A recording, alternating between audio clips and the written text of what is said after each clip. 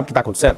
A gente está tratando as nossas crianças como adultos e os adultos como criança. O crime é organizado e a prefeitura é bagunçada. O que você espera disso? A gente precisa de ter tipo um xerife. Eu serei xerife dessa cidade, vocês podem contar com isso. Fala, jovens! Vocês estão bom? Eu não estou acreditando. Deixaram o Pablito falar em uma entrevista pela primeira vez? O que está acontecendo? Veja! Se o senhor for eleito, o que São Paulo vai conhecer? Se eu for, não, né? Boa noite, meninas. Eu sou o próximo prefeito de São Paulo e falo isso com humildade de alguém que quer servir. Sou um servo do povo. Não acredito mais em políticos profissionais. Se realmente essa experiência política fosse levada em conta, a gente não estava com a cidade nesse caos que a gente encontra ela hoje. Sobre gestão, igual você, quando você que está em casa assistindo, obrigado aí pelo seu tempo, acho que é a coisa mais preciosa que você tem na vida e você está dedicando agora para ouvir sobre as eleições de São Paulo. Quando você ganha R$2.000, R$3.000, você não tem que rever alguns gastos? A prefeitura está com pouco dinheiro. Segundo todos estão falando, pela ineficiência, né? Porque são 120 bilhões ano que vem de orçamento e já está tudo comprometido por falta de eficiência. E aqui está o segredo. Eu não preciso ter um perfil de gestão para falar que eu vou fazer diferente ou não. A primeira coisa que tem que ter num governo é austeridade. O que é austeridade? A gente tem que saber separar custo e despesa. Custo é aquilo que eu invisto e tem retorno, e despesa é aquilo que eu fico pondo dinheiro do povo, o seu dinheiro. O dinheiro de 190 mil pessoas está na fila de cirurgia, 447 mil pessoas estão na fila de exame, 34 milhões de calçadas que precisa ser feito, 34 milhões de metros. Você sabia, você que está assistindo, que se não tiver um gestor aí com esse recurso todo, esses milhões de metros quadrados de calçada representa 30% dos acidentes que a gente recebe nas UPAs hoje. Ou seja, são coisas tão básicas. E a gente está falando de São Paulo, a gente não está falando de uma cidade do interior com 50 mil pessoas, não. Nós estamos falando da poderosa São Paulo. Então, assim, o meu perfil, ele é muito simples. Ele é um perfil igual do pai de família. Vai ter que chegar, olhar o orçamento. O orçamento é 120 bi, aonde que estão os problemas? Primeira coisa, 50% de todo o recurso de São Paulo é jogado fora. Com morosidade, burocracia, ineficiência, companheirada, corrupção. Primeira coisa, só de trocar um governo por outro governo, esses esquemas todos já começam a cair. E se quiser perguntar, você acha que tem esquema? Acho não, tenho certeza que tem esquema.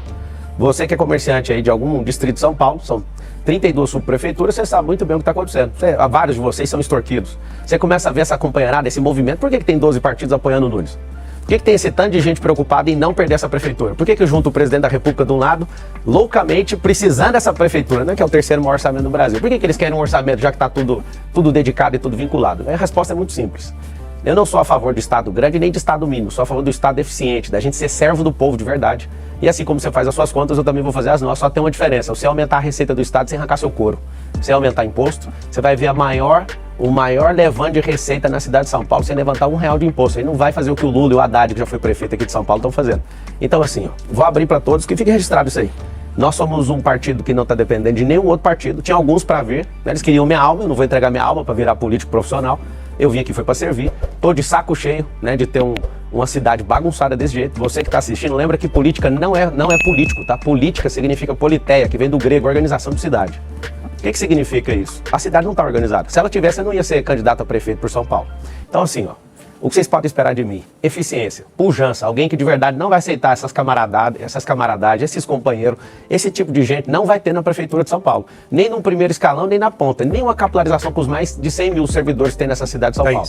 Queria entender como é que o senhor vê esses dois fatores de arrecadação e como aumentar a arrecadação sem mexer na carga tributária. Eu sei que usou a palavra, desculpa, aumentar a arrecadação. Eu falei aumentar o ativo. A arrecadação do imposto hoje por políticos profissionais é só aumentando no seu lombo, é só fazendo você virar um burro de carga. No Brasil Império, a gente tinha 20% de imposto e as pessoas chamavam aquilo de o quinto dos infernos. Hoje a gente paga 43% de carga tributária, que em São Paulo tem impostômetro, e lá tá marcando 2 trilhões. E o que mudou na sua vida? Nada. Esses caras não têm freio, eles não sabem como fazer austeridade de verdade. O governo anterior, o governo federal fez isso, e aí foi mal interpretado, deixou o governo com caixa positivo e agora a gente tá com um rombo de 1 trilhão. A Petrobras, por exemplo, que ficou 4 anos no positivo, pela primeira vez voltou agora para o prejuízo, está com mais de 2 bi. O que é 2 bi para você que está assistindo o jornal? Você nem sabe, né? Você não sabe de onde sai esse tanto de dinheiro. Deixa eu contar um segredo para vocês, não existe dinheiro público. Para construir ativo, a primeira coisa que o prefeito tem que fazer, coisa que o atual não faz, é buscar verba em Brasília. E nem estou falando de presidência da República. Nós temos 70 deputados federais que têm emendas impositivas e eles levam a maioria dessas emendas para onde? Para o interior de São Paulo. A gente precisa dividir o louvor com eles, porque tem 12 milhões de pessoas na cidade. Uma forma de levantar a receita na cidade sem levantar imposto é fazer o quê? Trazer obras e dividir o louvor dessas obras com quem está trazendo a emenda. Quem vota junto com o governo, por exemplo, pode chegar em um mandato de 4 anos até 500 milhões de reais de emenda, pra você ter uma noção. Então, eu sou um cara bom de relacionamento e vou fazer com que esses deputados injetem esses dinheiros aqui. Uma outra forma é a gente usar a inteligência na prefeitura e construir empresas que são ativos de tecnologia.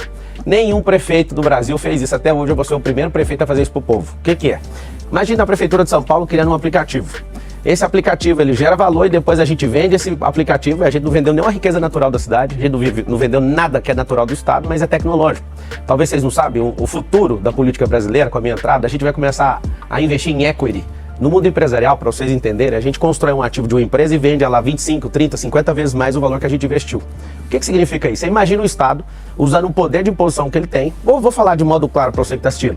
Sabe o aplicativo do Uber, que é de fora? A gente fica mandando dinheiro para fora, sendo que a gente pode pôr o nosso próprio aplicativo, cobrar mais barato das pessoas que são da nossa cidade, gerar um ativo com isso e depois colocar uma regulamentação que só pode operar naquele percentual. E depois a gente vende para a empresa privada. A gente vende por alguns bilhões e faz o que com esse dinheiro? Coloca ele dentro do caixa da prefeitura. Só que as pessoas na gestão pública, elas odeiam esse tipo de ideia. Por quê? Porque elas vão parar de ter que arrancar do lombo das pessoas. É a primeira vez que você que é de São Paulo tá ouvindo um político, eu sou uma política nova, um político moderno, e eu quero que você entenda uma coisa, dá para fazer isso, dá para parar com guerra com o governo federal, depois que acaba a eleição, na eleição você fala o que você quiser, acabou a eleição, você chega no presidente da República e fala, preciso da sua ajuda. Nós temos um presidente da República, que também é de São Paulo, ele passou a vida dele inteira aqui e eu vou pedir ajuda para ele e vai ter ligações minhas por 208 vezes no mandato para ele. 208 semanas, para você saber, é o mandato inteiro, que dá 1.460 dias. Você vai me ver trabalhando o tempo inteiro para aumentar a receita sem cobrar R$1 de imposto a mais. Sabe o que vai acontecer? Nós vamos equilibrar essas contas, nós vamos servir vocês como nenhum outro político serviu e vai ter um fator. Pela primeira vez na cidade de São Paulo, você vai ver alguém baixando imposto. Essa máfia de multa que tem nessa cidade é um absurdo. Tem coisas que a gente vai pôr para resolver, quando eles perguntarem sobre trânsito, que quando eu provar para vocês que dá para resolver, vamos parar com esse pedágio. Sabe por quê? Pedágio. Ah, mas isso é do governo do estado. Nada que um prefeito bem intencionado não coloque pressão vai funcionar. Vai funcionar sim. Agora, por que tem rodízio de placa aqui em São Paulo? Rico tem 2 carros, você que é pobre tem só uma. Por que é desse jeito? Porque é ineficiente em tudo. Quando falar de trânsito, eu vou te mostrar soluções para a gente resolver isso. O senhor defende ainda o pedágio urbano? Como funcionaria? Esse pedágio seria o que já tem, né? De quem é de fora, no modelo europeu, ao invés de pagar um valor, quem usar menos, ou quem usar mais, pagar pelo tempo, até da entrada até a saída de isso nas estradas, mas o senhor chegou a falar de um pedágio dentro da cidade? Na verdade não, foi desse mesmo, de entrada. Tem 10 rodovias que cercam a cidade, e essas 10 rodovias, elas precisam ser revistas, e até propus um bolsão, e lá vai então as propostas em relação a isso. Acho que não é viável, fui convencido pelos especialistas que não faz sentido isso dentro da cidade, só fora. Mas ele seria cobrado numa área não vai central? ser, porque isso não é uma proposta. Já foi descartado? É porque não faz sentido, a gente tem soluções mais baratas e mais lógicas para as pessoas. Primeira delas, tem 10 rodovias que entram na cidade de São Paulo. Precisamos de criar 10 bolsões ou mais, de 15 mil a 50 mil vagas nesses bolsões. Inclusive, já escolhi algumas áreas que nós vamos desapropriar. Por que isso? Porque São Paulo tem 12 milhões de pessoas. Quando junta a metrópole, com esses mais de 20 municípios, na verdade, salvo engano, 38 municípios, a gente fica com 20 milhões de pessoas. Essas outras metrópoles juntas, a gente tem 30 milhões de pessoas. A maior, fora a cidade asiática, São Paulo é a maior do mundo, para você ter uma noção. O que acontece? Imagina uma pessoa que vem do interior para entrar dentro da cidade, trazendo poluição, diminuindo a velocidade do trânsito, e com uma pessoa só dentro do carro. O que a gente tem que fazer? Colocar isso nos bolsões, usar ônibus para se deslocar de lá. Inclusive, nós vamos trazer uma inovação aqui para a cidade de São Paulo, que é o teleférico. Esse teleférico é para deslocar desses bolsões até a próxima estação, para interligar a rede de transporte público. E também, esses bolsões, a gente vai transformar eles em eventos. São Paulo hoje, a maior parte do turismo de São Paulo são 100 mil eventos por ano. Então, a nossa pegada é mais negócio. Ninguém está vindo aqui porque o turismo é difundido. Isso não tem isso aqui, não. Ninguém vem aqui por causa de turismo, vem por causa de negócio. Então, a gente vai capilarizar esses bolsões para fazer grandes eventos em todas as entradas da cidade de São Paulo. Segunda coisa no trânsito, fazer como nos Estados Unidos. Ao invés de criar alguma solução de infraestrutura poderosa, a gente vai liberar virar à direita no vermelho. É assim que funciona nos Estados Unidos. Quando tem uma fila de carro e aí você quer virar à direita, que chama giro de quadra, você pode usar o vermelho como pare. Isso é um processo educacional que leva 1 ano, as pessoas têm que reaprender a usar o trânsito, isso não vai gastar R$1 de infraestrutura. Terceiro ponto que a gente vai usar no trânsito de São Paulo. A gente vai, nas marginais, a gente vai criar via expressa, controlada por câmera e os carros que têm 2 ou mais pessoas, elas podem trafegar em alta velocidade nessa via expressa. Próximo assunto, que é um assunto determinante, tem o nosso rodoanel, que é o Mário Covas, 177 quilômetros, tem 44 quilômetros que são inutilizados, gastamos 5 bilhões como povo e até hoje não terminou. Isso é uma obra do Estado? Mas um prefeito precisa entender, se ele for contra o governo, não libera, nada acontece aqui dentro. Se ele for a favor, acelera, então eu vou cobrar isso todo dia. A gente vai desviar o tráfego pesado de veículos, o tráfego de caminhões, de carros pesados para esse rodoanel, isso vai liberar o trânsito. Agora, se eu somar todas essas soluções, junto com o teleférico nas comunidades, isso não é solução de mobilidade para a cidade inteira, tá? Isso aí agora é uma solução para enriquecer e colocar as comunidades mais fortes. Eu quero colocar centro gastronômico nessas comunidades, centro olímpico de empreendedorismo. Esse centro olímpico vai dar uma identidade esportiva para todo mundo. Para finalizar o assunto, eu vou te contar a maior solução de trânsito, você não vai acreditar. A maior de todas. Se eu somar todas essas que eu falei, não dá 10%, não chega nada próximo do que é capilarizar o empreendedorismo na cidade. O que é? Levar empresas para onde? Para a sua comunidade. Nesse plano nosso, o projeto que é a Comunidade Forte, nós vamos levar empreendedorismo para todas as comunidades. O que vai acontecer? Na sua comunidade, você não vai ficar precisando ficar arrastado no metrô, onde você nem é tratado como gente. Você não vai ficar 2 horas se deslocando, porque não faz sentido você sair de dentro da sua casa 4 horas da manhã para chegar às 7 num lugar, ir lá abrir seu computador e entrar na internet, sendo que você poderia fazer isso aí onde você está. Então nós vamos levar a empresa, só que eu tenho um empecilho com isso. A maior parte das áreas de comunidade, periferia e favela, elas têm um problema, não tem liberação fundiária. E aí nisso, onde você vai ver o benefício, a gente levando empresas para esses lugares, a gente precisa fazer esse mutirão. A prefeitura é uma baderna, e isso me deixa bem alegre e vou falar por quê. Não torcendo contra quem está aí na administração, mas porque vai ter um trabalho muito bom de organização e eu gosto de mexer com isso. A prefeitura hoje, para vocês terem uma noção, tem 40 mil imóveis, e a maioria sem destinação nenhuma. Aí você imagina o que hoje a gente fica vendo algumas pessoas acreditando em balela de Guilherme Boulos, que fica falando que vai arrumar casa para alguém. Fazer um desafio para você que mora em São Paulo. Pega as emendas do Guilherme Boulos e vê alguma que ele construiu alguma casa, com alguma emenda dele que construiu alguma casa na cidade de São Paulo. Só acha uma. Eu desafio todos vocês que acreditam nessa lorota. Tem gente que tá há 15 anos, 20 anos, 10 anos esperando um imóvel e não vai ter. Por quê? Porque isso é uma balela. O governo de esquerda tem a promessa de ficar enchendo você de esperança, mas não consegue cumprir absolutamente nada. Porque se cumprir, acabou, eles não têm mais nada o que fazer. Então eles vão ficar sempre no gerúndio. Os governos, por exemplo, do PT, ficaram 13 anos para fazer a transposição do Rio São Francisco, que é uma técnica mundial desses esquerdistas malucos. Sabe o que eles fazem? Eles falam assim, estamos fazendo. Gerúndio é ficar o tempo inteiro falando que está fazendo. Esse NDO, fazendo. Não termina nunca. 3 governos eles não terminam. Aí chega alguém em poucos meses, tipo o outro presidente, vai lá e termina a obra. Por quê? Porque é interesse deles. É a mesma coisa de um advogado que às vezes quer levar o cliente na má fé e ele fica arrastando o processo, ele fica criando um monte de remédio jurídico ali para não terminar a causa, porque ele ganha se a causa não estiver rolando. E você que é povo, acho que você já cansou disso.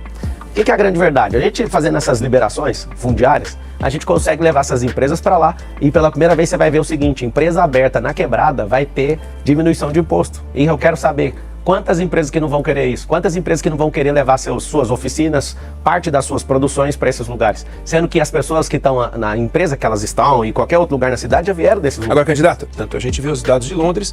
Londres violenta é um paraíso para São Paulo. Como é que o senhor pretende lidar com esse assunto? A primeira coisa de segurança é lembrar para todo o povo aonde está escrita na nossa promessa de segurança. Está no artigo 144 da Constituição Federal. Está escrito assim, ó, é dever do Estado e direito de todos a segurança. O Estado está cumprindo isso. Primeiro ente para nos defender é o governo federal. Parece que ele não tem muita simpatia com a polícia, quer desmilitarizar a polícia. Segundo, governo do Estado. É ele que fica com a polícia ostensiva, a polícia militar que você conhece. A polícia civil é conhecida como uma polícia judiciária. A prefeitura não tem polícia, a prefeitura tem guarda. Tem uma PEC, salvo engano, a 57 está tramitando no Congresso Nacional, que essa PEC, se ela for aprovada, a guarda municipal ela vai ter poder de polícia. Mas enquanto ela não tem, hoje na cidade de São Paulo tem aproximadamente 7.100, mais ou menos, guardas municipais. Esses 7.000 guardas, no nosso governo, nós vamos triplicar e pela lei a gente consegue chegar até 24.000. Marcelo, mas você acha que precisa de mais? Até o limite da lei. Nós precisamos de ter sensação de segurança. Então a primeira coisa que eu acredito é nessa capilarização da guarda municipal. A gente precisa firmar um acordo com o nosso governador, que inclusive é alguém que eu gosto muito, respeito muito, alguém que gosta de disciplina, e a gente pode juntar forças para resolver o problema da segurança de São Paulo. O governador ele reside aqui, ele mora nessa cidade. E morar nessa cidade fica bem mais simples de cobrar ele, né? Porque ele também quer um lugar seguro. O que a gente precisa fazer? Triplicar esse efetivo da Guarda Municipal. Por lei a gente consegue chegar até 24.000. Então eu posso colocar como promessa de campanha a gente abrir concursos, né, paulatinamente até chegar nesses 21.000. Por quê? Porque você imagina o guarda na rua, nas escolas, nos comércios. Quando a gente começar a aumentar e entregar esses concursos públicos, a gente vai começar a capilarizar nos distritos que são praticamente residenciais até chegar aí na comunidade. Candidato, hoje parte da Guarda Municipal usa armamento pesado, houve inclusive compra de fuzis. O senhor defende a continuidade dessa política? Se você não tiver armamento pesado, o que o crime organizado vai fazer em São Paulo? É uma pergunta que eu te faço. Precisaria da guarda ter fuzil? Não precisaria, desde que aqui não tivesse um crime organizado. Presta atenção você que está assistindo, o crime é organizado e a prefeitura é bagunçada. O que você espera disso? Um crime organizado atropela uma cidade inteira, é isso que está acontecendo. Cada 3 pessoas da cidade de São Paulo, uma já foram assaltadas. Uma já foi assaltada. O que significa isso? Você vai ser o próximo, se você não tiver coragem de assumir um novo ambiente político nessa cidade. A verdade é o seguinte, quando você tocou no assunto das câmeras, tem muitas câmeras em Londres, só que elas são efetivas. As pessoas que estão na gestão disso são de fato efetivas. Vou te dar uma solução da Califórnia que eu vi funcionando, eu uso na minha segurança pessoal e a gente vai aplicar na cidade de São Paulo. Não precisa de tantas câmeras, precisa saber que tem inteligência nessas câmeras. Se você colocar análise preditiva com inteligência artificial nessas câmeras, você que está assistindo sabe o que significa? Imagina uma câmera que filma e sozinha fica detectando um comportamento suspeito. Não interessa a cor da pele da pessoa. O que interessa é qual o comportamento que ela está indo. Se você isso aí chama pré-crime. Ao invés da gente ficar louco indo atrás de bandido, a gente tem que mostrar para todo mundo que tem alguém vigiando. Ter uma câmera ligada sem um sensor de inteligência artificial não vai adiantar nada.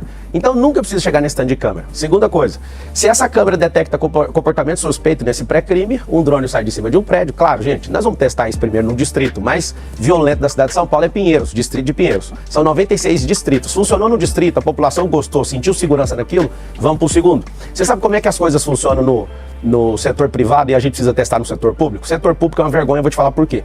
Porque tudo que vai ser testado é testado de uma vez só, fazendo contrato de 20 anos de concessão para alguém. Esse cara fica 20 anos comendo o dinheiro do povo e ninguém sabe se isso é bom ou se é ruim. A gente precisa fazer teste, claro, de acordo com a lei, fazer o teste, o mínimo viável daquele teste, e aí a população aprova, faz uma pesquisa de opinião em relação a isso, aprovou, vamos expandir para a cidade. O problema é que esses caras, esses companheiros aí, estão só querendo acabar com o dinheiro público, só fechando grandes contratos, eles não pensam na consequência disso.